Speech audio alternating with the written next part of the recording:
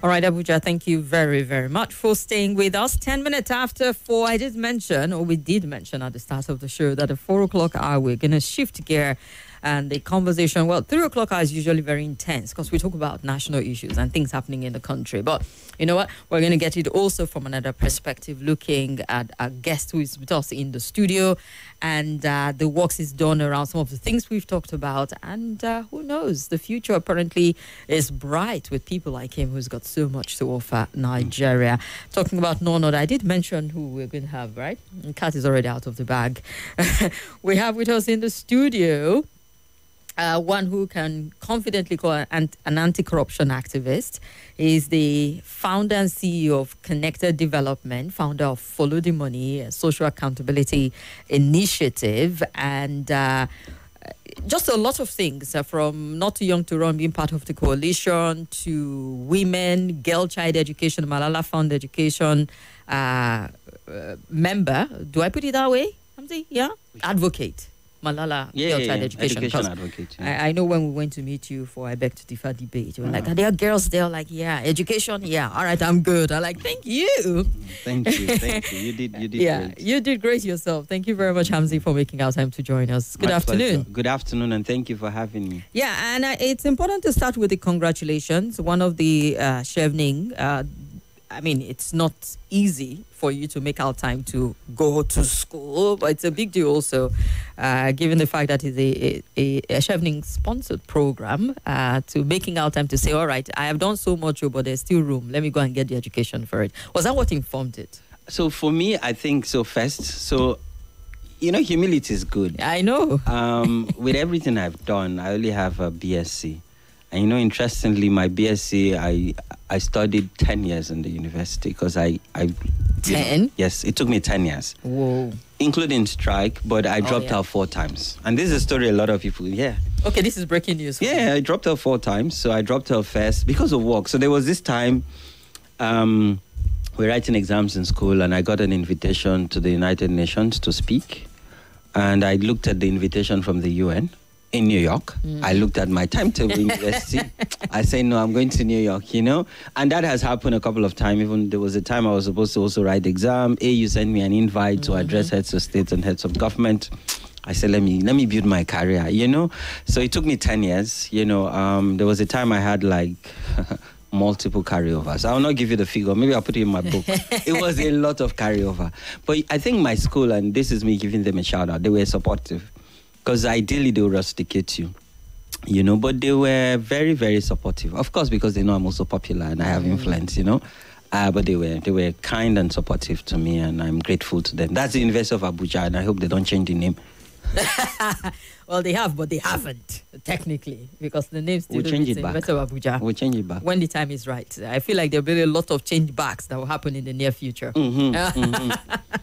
So, yeah, apparently all of this, I mean, for people who don't know Hamzy, and I thought I knew you for the past 13 years, but I didn't know this backstory. Yes. Saying that There's you a lot of backstories. There's a lot of struggle. But I'm grateful to the government of the United Kingdom for offering me the Chevening Scholarship, which is one of the most prestigious scholarships in the world. And also the University of Success, that have the #1 development institution in the world. So I'm going to study governance, public policy, and development. And it's a 1-year program. And I'm grateful that I've gotten that admission and the scholarship so I can focus on study. Because, yes, I have close to 20 years experience on the field. But I believe that there's still a gap. Even within myself, I believe that, I need to up my skills.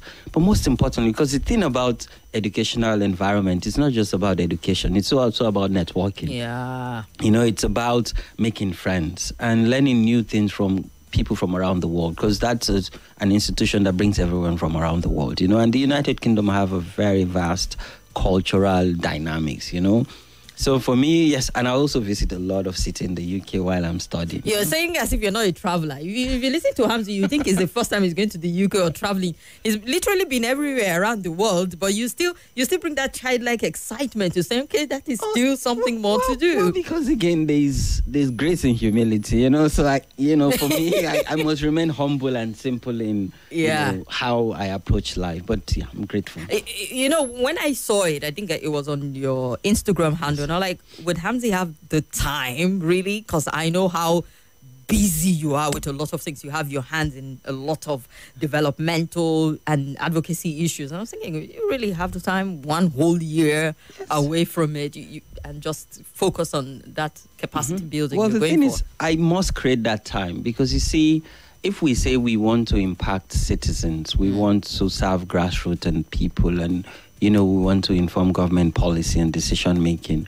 I must create that time because what this means is when I go to school and come back, it will be a different Hamzy. The one that has more skills, more knowledge, more network, and more support base, from a global perspective. Yeah. And I think it's also important for me to look at my organization from the outside. For the past 13 years, I've been chief executive of Connected Development and also the founder of Follow the Money. So I'm running two parallel organizations, more like running campaigns, always traveling, no time for my family. So for me, I want to, because this is my legacy, I would have the opportunity to look at my organization from there. So I've appointed, with the support of the board, we've appointed Alexira James Michelia as the acting chief executive, and Mukhtar Modibo, Mukhtar, who is now the Secretary General of Follow the Money. So we want to see these younger people lead the organization. This is also part of my transition. Because you see, we always say politicians want to occupy office for life.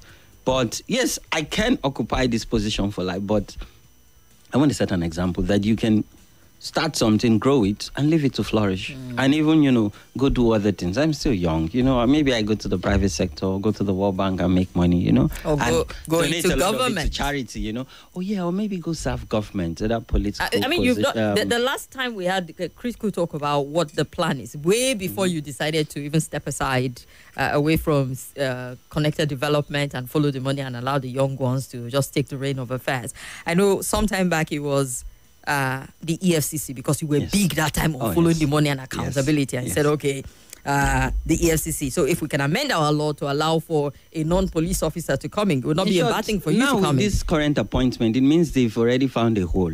Because the current person chairing EFCC does not have a background in law enforcement. He was just chief of staff, to one of the former chairman. And with that experience and exposure, he's now chairing the EFCC. So it means I can chair the EFCC. Yeah. If the president find me fit to lead that institution. I hope someday in the future I would lead that very important institution, but I'm also open. Maybe I would run for office. Maybe I should run for office. Maybe you should. What's stopping you? Really? I should. Tested and trusted. We ran the Not Too Young to Run campaign, and that time there was interest for me to run, but I was selfless, and I said, we did this campaign not because of ourselves, but let's benefit from those things that we've actually pushed, and maybe with that political power and the authority that comes with it, let's change things ourselves rather than advocate for people to do the change. Are you ready to play politics? If you're going to run for office, we cannot run as an independent candidate just yet. So you're going to be playing politics. We're all politicians. So I'm a student of political science. That's my background, and also history.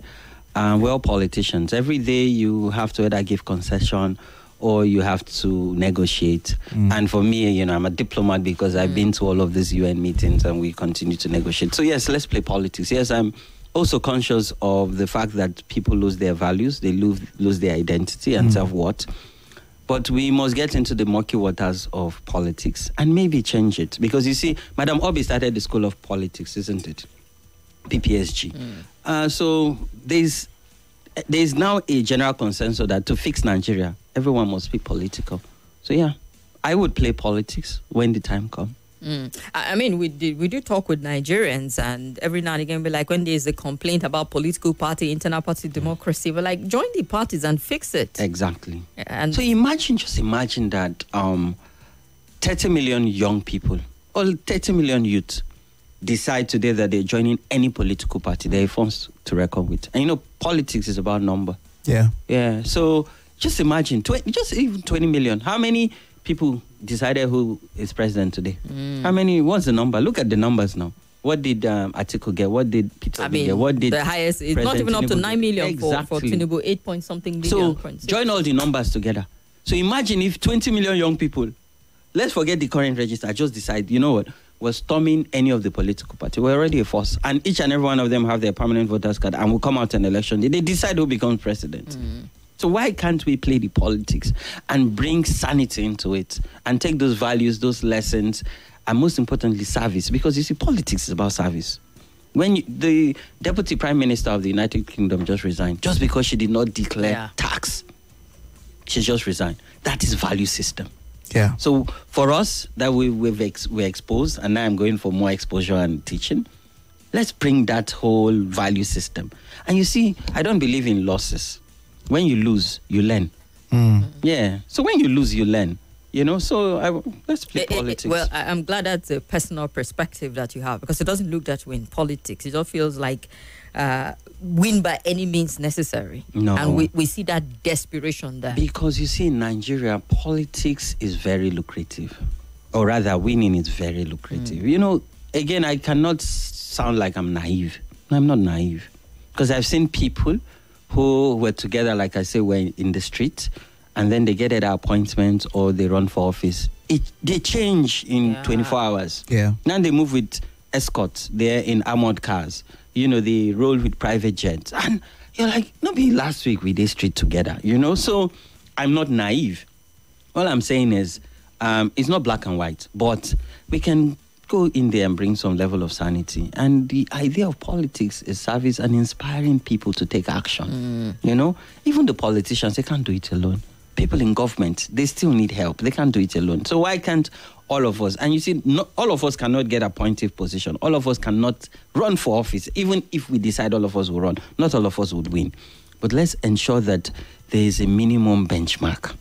You know, not that people without track record, people without integrity, no character, and tomorrow they just jump and say they are running for office, and then they get into office. And you're now wondering, why is magic not happening? What has the person done before? It's the jump for me. You know, you said something about if 20 million youths would join the party. And I'm thinking in my head, do we have time-tested, trusted 20 million that we say you go in there and you're not going to drink the water or the tea that they drink, and then overnight, within 24 hours, you changed yourself, that you have people there who have those values that we want to effect the kind of change we want for the future of Nigeria? Can we confidently say we have those people who have the competence, capacity in that demographic of young people? I think we do. And I really like this Gen Z. They're not like me and Samson.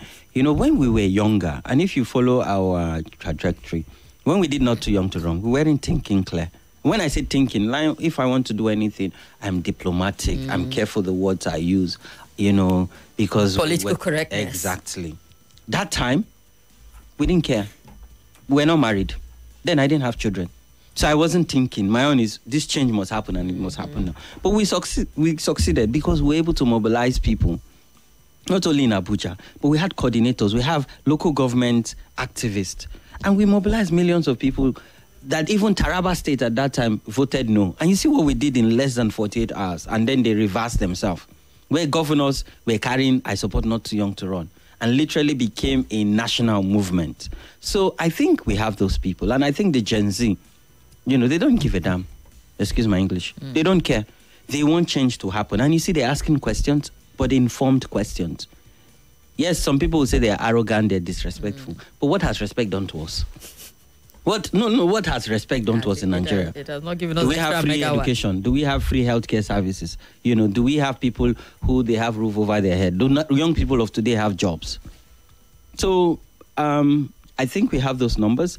All I just think is we need to form a consensus and stop working, you know, in different silos. We need to break down all the silos and come together. I believe that the change that would happen with young people leading the affairs of things. I hope so, because I was talking with someone a couple of days back, and the impression he held was like, our young people would rather leave the country. No, that's not than stay back and try to join any political party or fix anything. Well, we'll get to your side of the argument after this break. Listen to the special... This is Nigeria Info.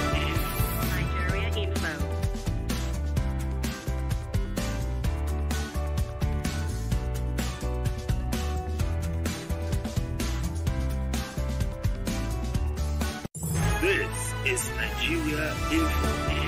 Nigeria Info.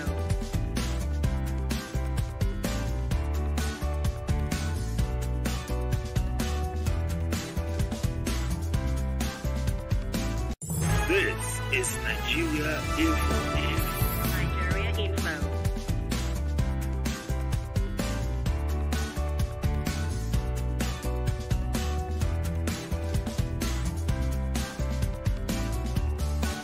This is Nigeria Info. Nigeria Info.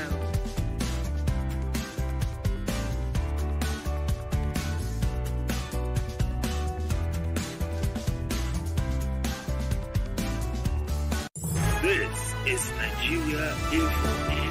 Nigeria Info.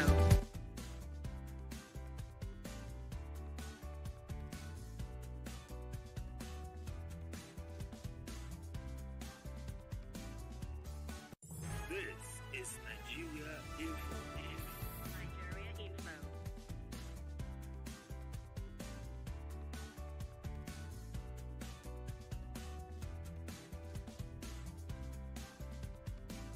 This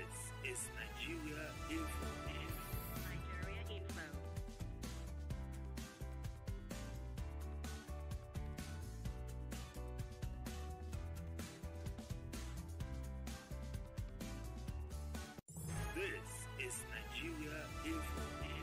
Nigeria Info.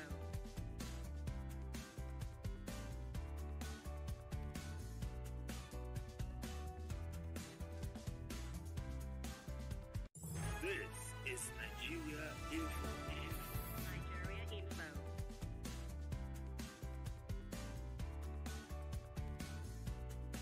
This is Nigeria Info. Nigeria Info. This is Nigeria Info. Nigeria Info.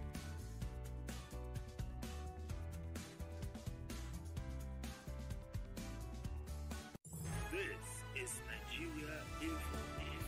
Nigeria Info.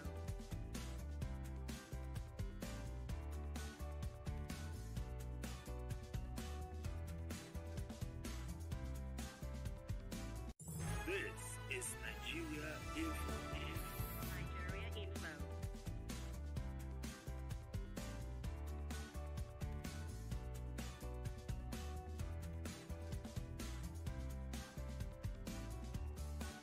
This is Nigeria Info. Nigeria Info.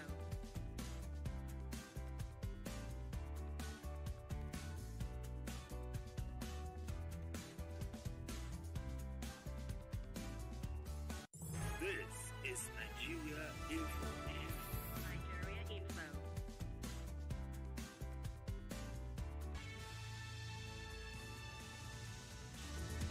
We're having a one-on-one conversation with Hamzat Lawal, who will be stepping aside for about a year for capacity building education in this case, where he's off to the UK, University of Sussex, for an education, thanks to the Chevening scholarship that he got.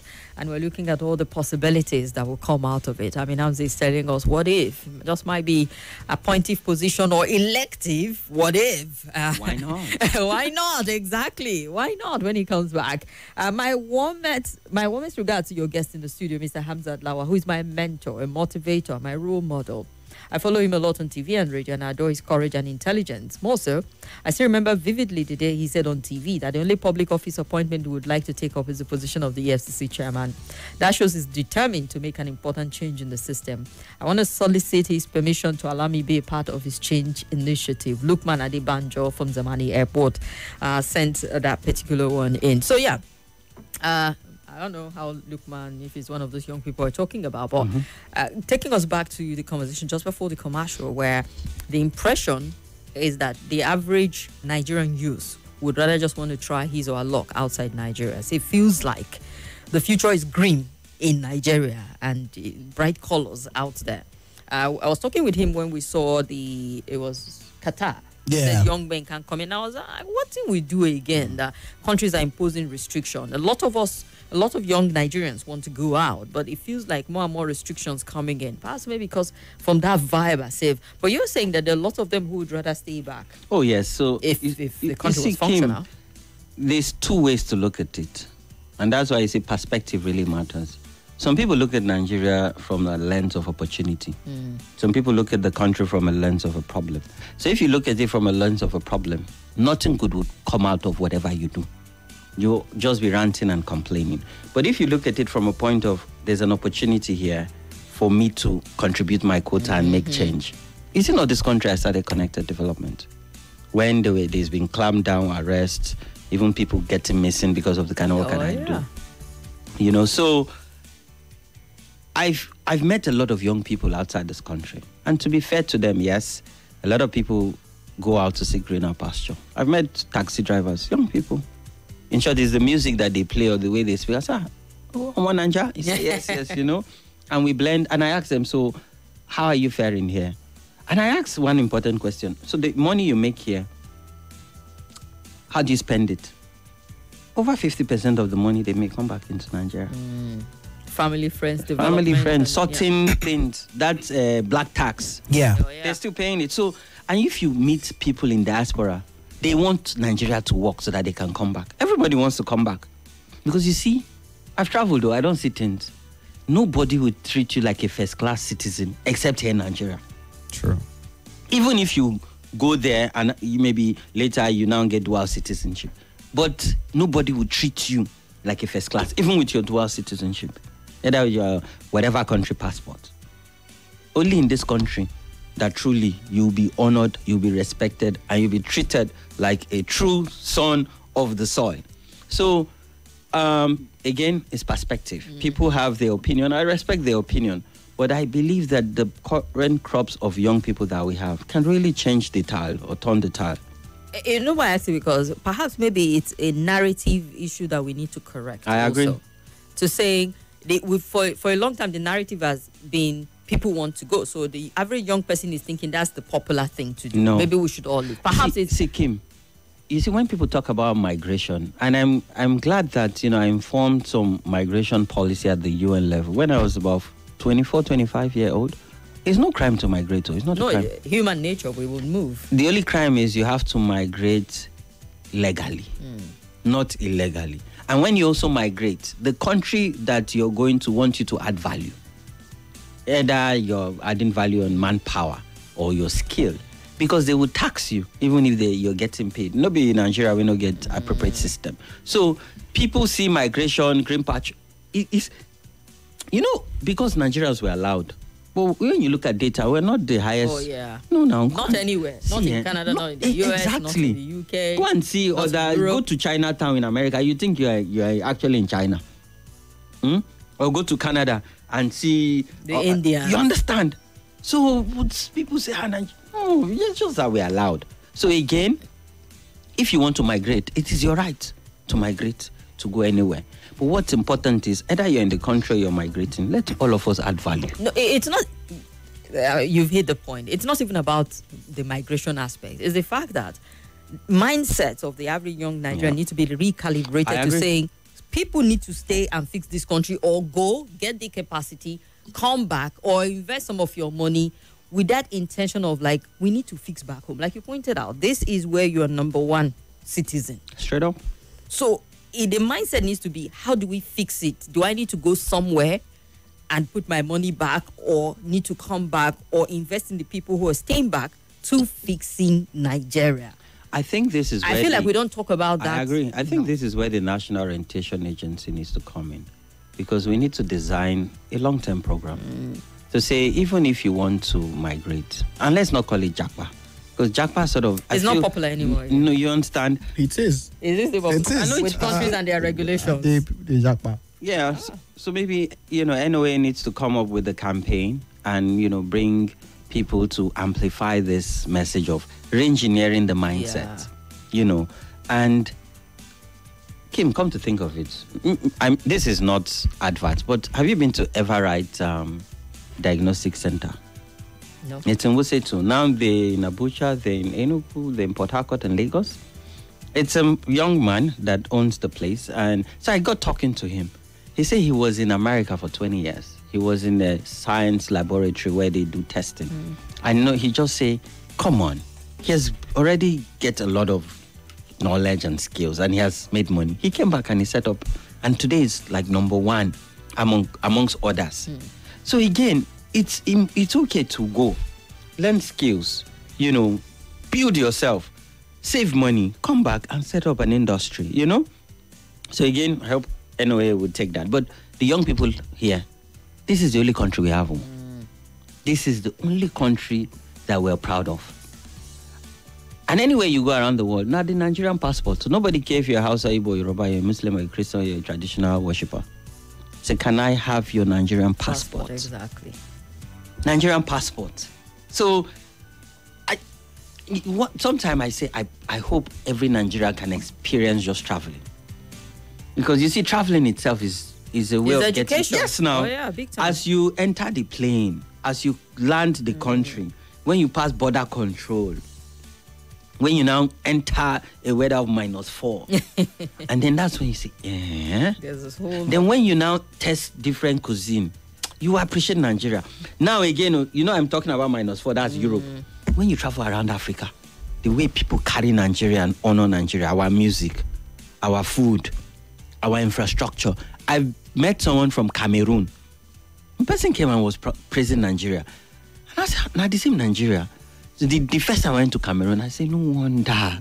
What kind of road is this one? From their airport to inside city center. I said, what kind of road is this? With the kind of roads we have in Nigeria. My brother, if you go to Cameroon. See, I've been to the airport in city center. I think it was not Douala, the other capital. Yes, Yaoundé. And it felt like that, but it felt like when you're coming from Rigachuku to You understand? to Kaduna. I mean, you see all of this country, for instance, I've gone to their communities, like grassroots. You know, when I travel, I don't stay in city center. I've been to grassroots in Malawi, in Kenya. I was like, God, Nigeria is way ahead of this people. You're going to grassroots, but the thing is, Nigeria should be light years ahead. No, I agree. Because when you with the number of population and resources, apart from even population came, because I do follow the money. I have access to budget data. I have access to data of releases. With the money we've invested and spent, Nigeria should be leading the world when it comes to infrastructure and the kind of development we should have. Well, and that's why I'm passionate about corruption. And because you see, when you deal with corruption, systemic issues will be fixed automatically. Yeah. When people don't take kickback, when people don't circumvent the system or overinflate contract and abandon project. There's no country like Nigeria that have this highest number of abandoned projects. Of course, I'm proud of the work ICPC is doing to ensure that we reduce those numbers. But when you put side by side how much we've spent and the kind of debt we're carrying. Nigeria, we're carrying, there's a debt body. Yes, Mr. President said we've exceeded revenue for this year. But what does that mean to an average Nigerian? What does it mean? You've been talking about young people and the need for them to stand up and be counted. I remember the EndSARS, when the EndSARS happened. I was in Lagos. As a matter of fact, I was heavily involved in the protest. I was at around Ikeja. Okay. That's around the mainland. I was at the airport toll gate too, so I was heavily involved. And I remember that time, quite a number of persons, young people, were very, very vocal in the movement. You have the likes of Reno, Sega Link, and some other guys like that. At the end of the day, there were cracks on the wall, and supposedly, in quote, the government was able to get in between these guys. It was said, I don't know, I wasn't there, but I don't know if it is true or not, but some people collected money, and somehow, that was the end of that movement, and what happened at Lekki Tollgate happened. So it looks like, even though young people want to stand up and fight, there's still that shadow, like a hawk over a hen, by the elderly ones in power. Just waiting, like you said, like there's a water they get to drink or something, just waiting to, consume young people that want to stand up and fight. That's why people like you must be commended, because it looks like you've just, you've withstood plenty storms and whatnot. But how do young people really wade off this pressure from the guys that have been there 30 years, 40 years? So you think some people that are benefiting from the system will fold their arms and look at you that you want to bring reform and change and take food from their mouth? Let's be realistic. So, the EndSARS movement was a wake-up call where young people is saying enough is enough, and they're pushing back on police brutality. It is sad and unfortunate that the movement took another turn. We saw disruption of lives in property. Yeah. And I think that the lesson there is you cannot lead a movement and say you don't have a leader. That's chaos. Yes, we want everybody to see themselves as a leader. But someone must give direction. Someone must be held accountable. When we did Not Too Young to Run, everybody knew the leadership. And we were people with the same values and mindset. Who told you they didn't give us bribe? I remember when we wanted to do our first town hall meeting, and the monies were coming. We're asking questions. Who brought this money? And why did the person bring it? What was the person's interest? No, we returned the money. Say no. We taxed ourselves. I remember that I donated 30,000 naira. Others brought. We now rented a hall in Wuse too. We didn't even buy water, but we had over 300 people in the hall because young people wanted political change. So again, people will come and bribe. You think I've not received bribe before? My first bribe was 100 million. No, what I mean, you think they've... It was offered, but he did not receive. No, You think so they've that's never what they will offered not me say. bribe? He admitted on air that he has received No. bribe. That's not what he meant. Not be today. My first bribe that was offered, 100 million. 100 million. The first time in my life, I saw 100 million. I Cash. should before. So the thing is, you must decide within you that you want to change things. And you decided mentally, spiritually, that whatever happened, you stay in course. I was bribed $2 million now. This country have money now. I remember that time we were doing investigation. Agena FPSO, the biggest FPSO. We wrote our petition. We went to DSS, EFCC, with evidence of what was happening. Because our government was paying over $10 billion and we're not getting benefits. People always blow whistle and people will come and give me intelligence.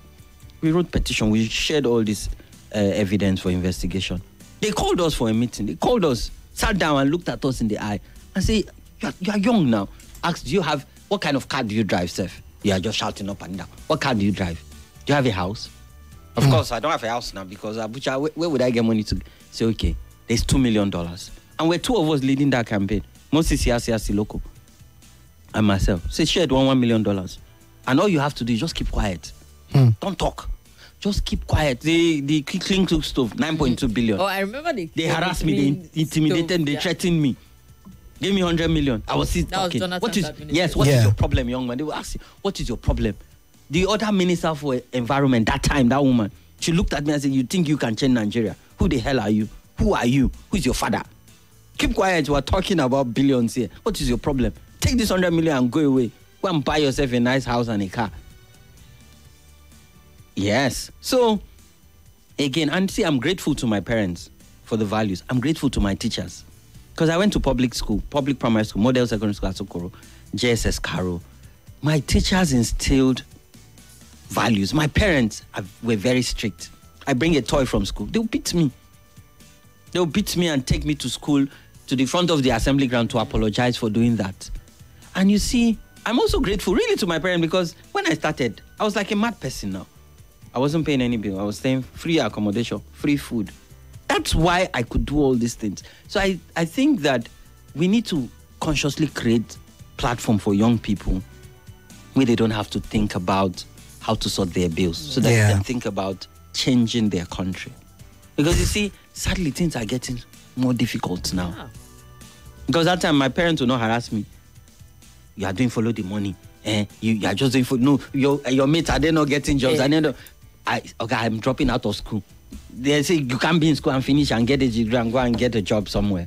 But I was just traveling like a mad person. I would travel for hours. You call my number, I can't, because I'm in a community in deep Zamfara. Within the country, you think you're outside. No, you're in Nigeria. Not even close to the border, but no network. You're meeting. I've met bandits. I remember bandits attacked me on the road. I was traveling to Bagega one time. Then they were called cattle rustlers. I met them on horses.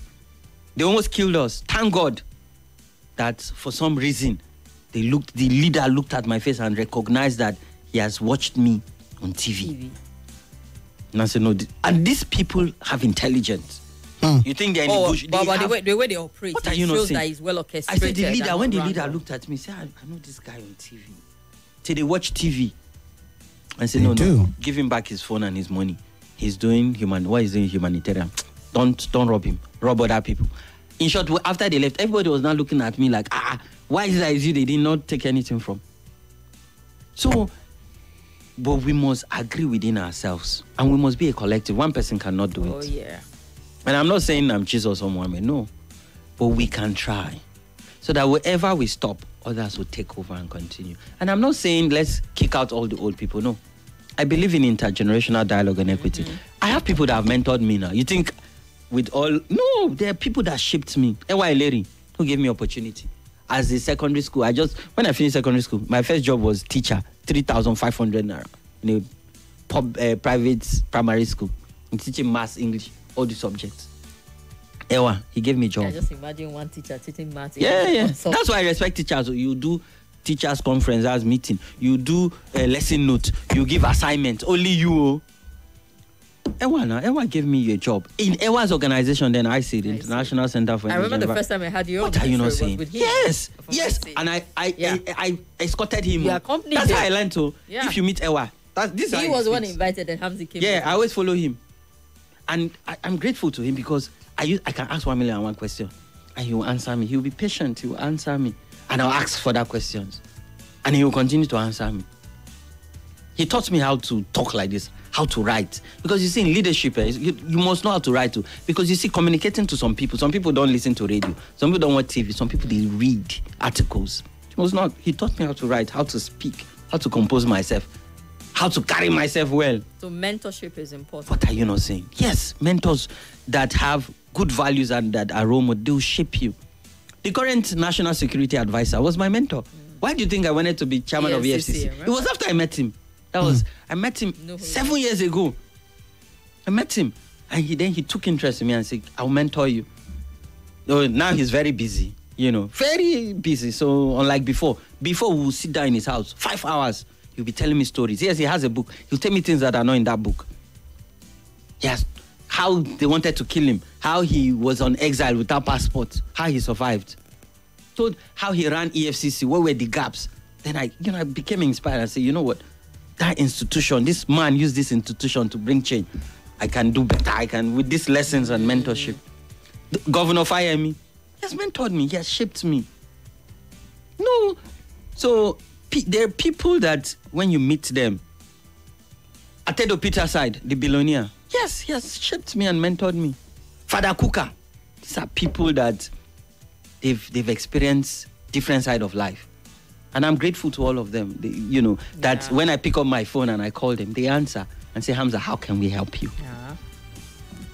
All right. A young man who's been shaped by so many and also ready to pour from that cup of being a mentor himself. Because you're doing great in terms of mentorship. The young people under your wings.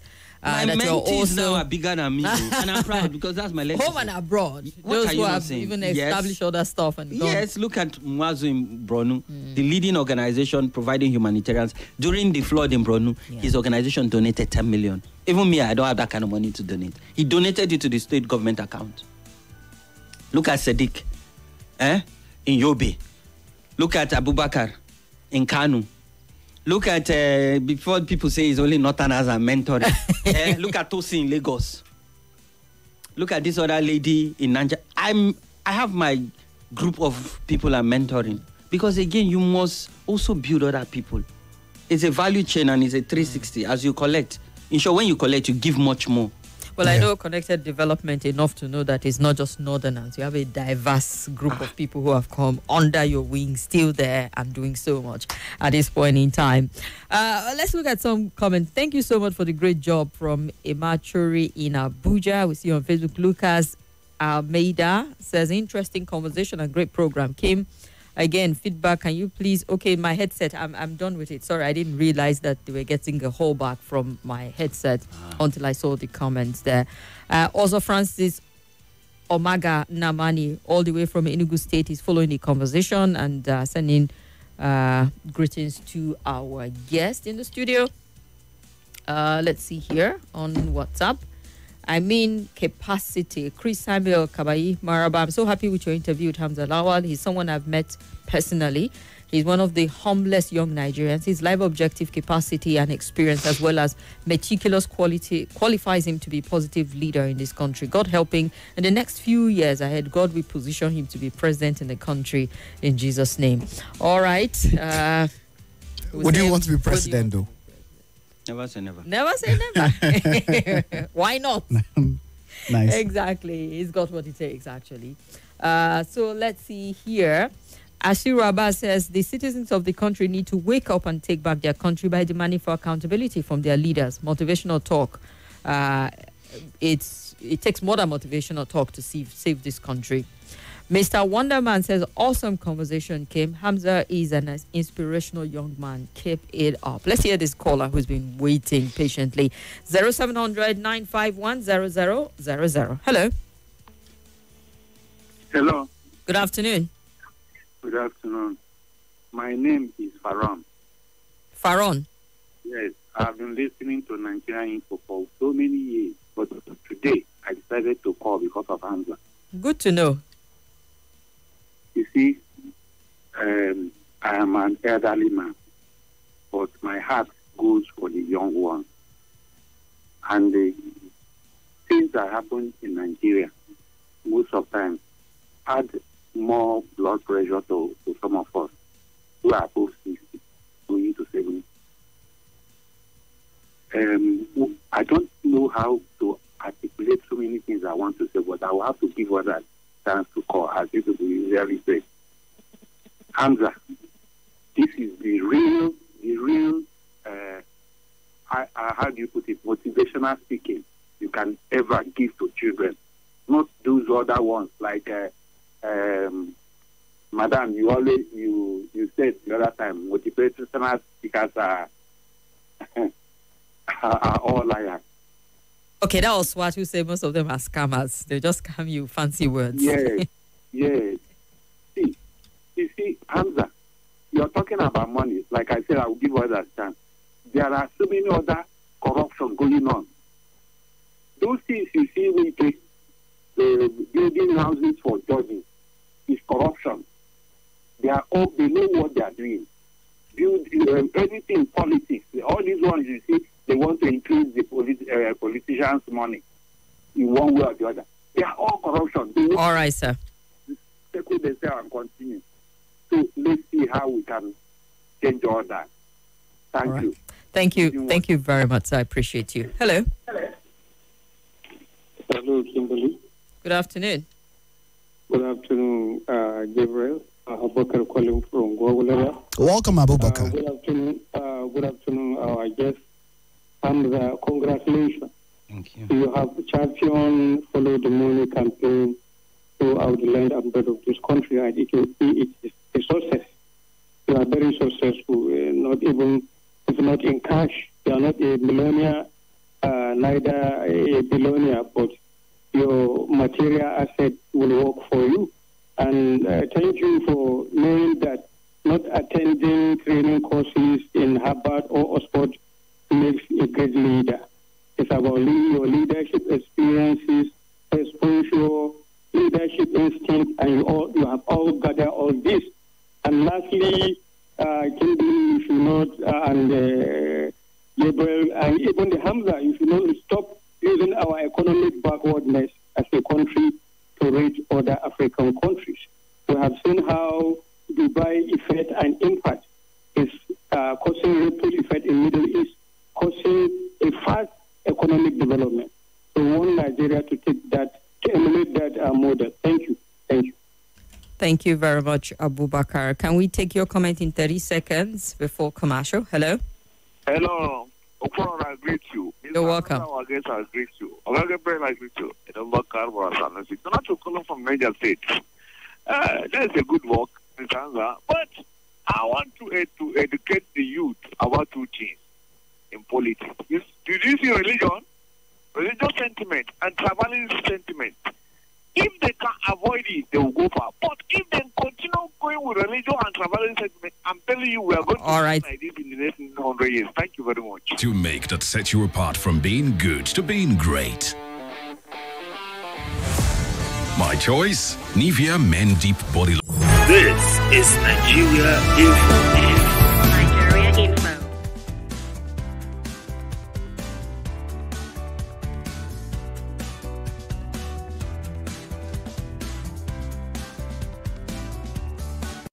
This is Nigeria Info. This is Nigeria Info. Nigeria Info.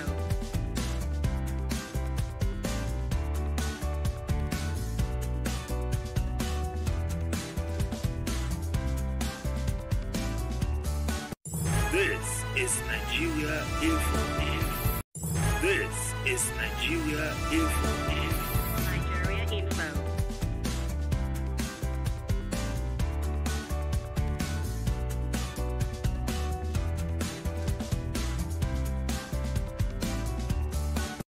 This is Nigeria Info. This is Nigeria Info. Nigeria Info.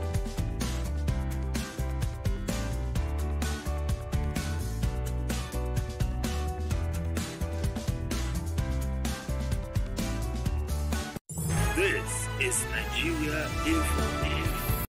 This is Nigeria Info. Nigeria Info.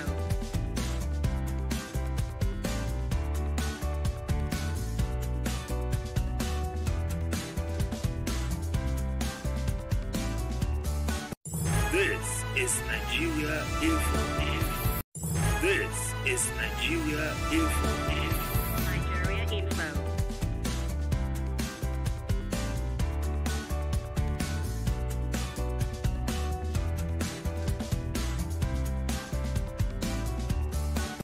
This is Nigeria Info. This is Nigeria Info. Nigeria Info.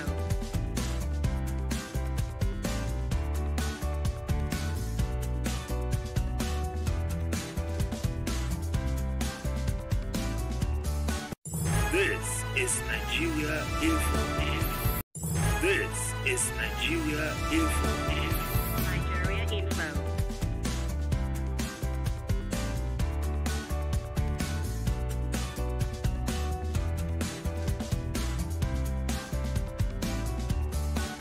This is Nigeria Info.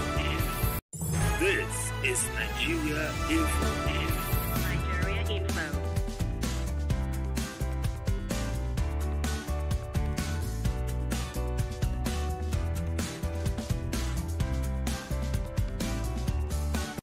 This is Nigeria Info. This is Nigeria Info. Nigeria Info.